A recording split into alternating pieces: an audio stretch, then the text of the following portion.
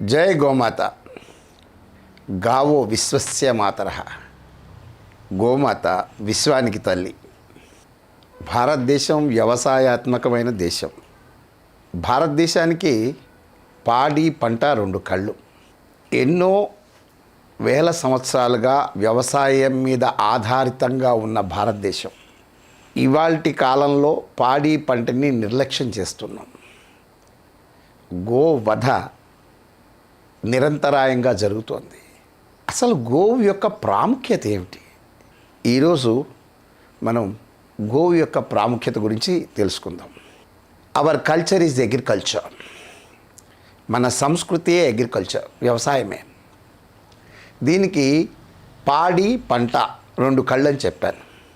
కృష్ణం వందే జగద్గురుం. కృష్ణ పరమాత్మ పాడిని చూస్తే, గోవుల్ని కాచి గోపాలుడయ్యి గోవుల్ని వృద్ధి చేసి గోవిందుడైన కృష్ణుడు గోపాలను చూస్తే, ఆయన యొక్క అన్నగారైన బలరాముడు వ్యవసాయాన్ని చూశాడు. They are the icons of Indian culture. వాళ్ళిద్దరూ రెండు కళ్ళు భారతదేశానికి. అటువంటి భారతావనిలో ఈరోజు పాడిలో ఆవు అనేది మాయమైపోయింది. ప్రతి రైతు కుటుంబంలో తన కుటుంబ సభ్యుడిగా మెలిగే గోమాత ఇవాళ రైతు దగ్గర లేదు. ఎందుకు లేదు అంటే, ఆధునిక వ్యవసాయానికి మనం పెద్దపీట వేసాం. అంటే రాసాయనిక వ్యవసాయానికి పెద్దపీట వేసి ట్రాక్టర్ల ద్వారా, ఇదివరకు ఏమిటంటే ఆవు యొక్క సంతానమైన ఎద్దుల ద్వారా భూమిని దున్ని ట్రాన్స్పోర్టేషన్కు ఉపయోగించి ఉండే భారతావని. స్వతంత్రానికి ముందు 130 కోట్ల సంఖ్య కలిగిన గోసంతతి కాలగర్భంగా ఇవాళ మనం గనక సెన్సస్ చూస్తే 20 కోట్ల కన్నా ఆవులు ఎక్కువ లేవు. ఆ రోజున కన్ను పన్ను కదలకుండా శతమానం భవతి, 100 ఏళ్ళు బతికారు కన్ను పన్ను కదలకుండా. సేంద్రియ వ్యవసాయం ద్వారా వచ్చే ఆహారాలను తీసుకుని ఆరోగ్య భారతం ఉండేది. అసలు భారతదేశాన్ని యొక్క పేరు గోవ్రత దేశం. గోవ్రత దేశం అంటే గోవుని ఒక వ్రతంగా పాలించే దేశాన్ని ఇవాళ గోవధ దేశంగా మార్చాం. దీనికి రాజకీయ కారణాలు ఎన్నైనా ఉండవచ్చు, కానీ గోమాత రైతు దగ్గర ఉన్నప్పుడు రైతు కన్నీరు ఎప్పుడు రాలా.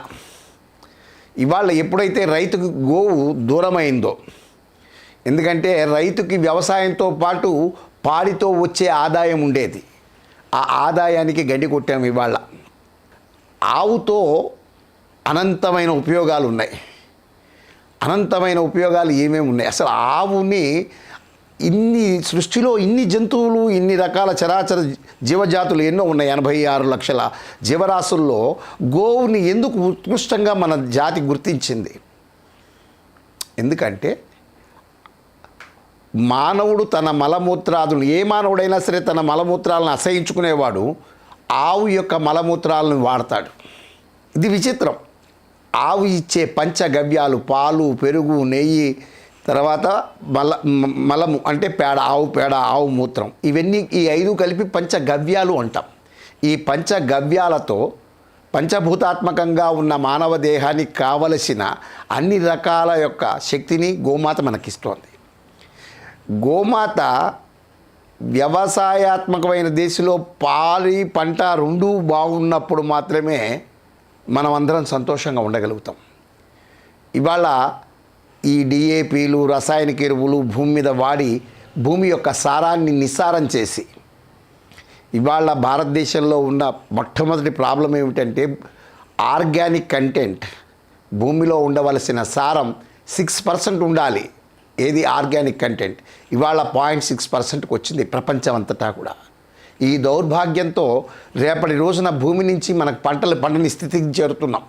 ఆవు పేడని, ఆవు మూత్రాన్ని అమెరికా వాడు పేటెన్సీ చేసుకున్నాడంటే ఆవు మనది, పేటెన్సీ వాడిది. ఎందుకు చేసుకున్నాడు అది? మనం గనక ఆలోచిస్తే గోమాత వైభవం ఇంత అంతా కాదు. అటువంటి గోమాతని రక్షించి కాపాడుకోవాల్సిన బాధ్యత మనందరిదే అయి ఉంటుంది. ఇది ఒక మతానికి సంబంధించింది కానే కాదు, ఇది అభిమతానికి సంబంధించింది. కాబట్టి గోమాతని మనం కాపాడుకోవాలి అంటే మనం చేయవలసింది ఏమిటి అంటే, ఎందుకు ఆవు వీటిల్లో anti viral, anti bacterial, anti fungal and anti radiational లక్షణాలు ఉండి మానవాళి యొక్క ఆరోగ్యానికి, వ్యవసాయానికి అన్నిటికీ ఉపయోగపడగలిగేది గోమాత.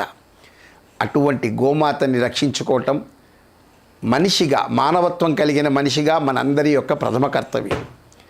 కాబట్టి గోమాతకు మన అండ మనం ఉండాలి. ఇవాళ మీకందరికీ తెలియని ఒక విషయం చెప్తాను. ఇవాళ దేన్ని చూసినా ఆవు అంటున్నాం, ఆవులాగా కనపడితే ఆవు అంటున్నాం. దేశీయ గోవు మాత్రమే, అంటే మోపురము గంగడోలు ఉన్నది మాత్రమే ఆవు తప్ప, పందికి గాడిదకి సంకరమైన ఈ జాతి ఏదైతే జెర్సీ అంటామో అది ఆవు కాదు. ఆ ఆవు పాలు అనారోగ్య భారతాన్ని తెచ్చిస్తాయి. ఆరోగ్యకరమైనది దేశీయ పాలు మాత్రమే. దేశీయ పాలను సేవిద్దాం, ఆరోగ్యంగా జీవిద్దాం. కాబట్టి గోమాత వైభవాన్ని మనం ఎంత చెప్పుకున్నా తనివి తీరదు. కాబట్టి గోమాతని మనం అందరం కూడా వ్యవసాయాత్మకమైన భారతదేశంలో గోవుని రక్షించుకోవటం మన ప్రాథమిక కర్తవ్యంగా అందరూ సహకరించి గోవుల్ని రక్షిస్తారని ఆశిస్తూ మీ దగ్గర సెలవు తీసుకుంటున్నాను. జై గోమాత.